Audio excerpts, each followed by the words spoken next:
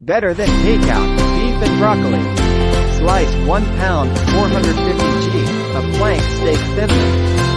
Cut 2 cups of broccoli florets into bite-sized chunks. Mix 2 tablespoons soy sauce, 1 tablespoon oyster sauce, 1 teaspoon sugar. Toss beef in marinade and let it sit for 15 minutes. Heat 2 tablespoons oil in a pan and add 2 minced garlic cloves.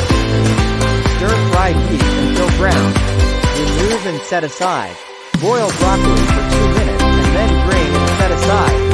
Mix 1/2 cup beef broth with 1 tablespoon cornstarch. Add it to the pan and let it thicken for about 2 minutes.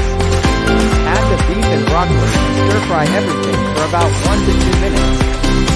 Serve over fresh, hot rice. Enjoy your tasty and healthier version of your favorite takeout. Don't forget to like and subscribe for more tasty bites and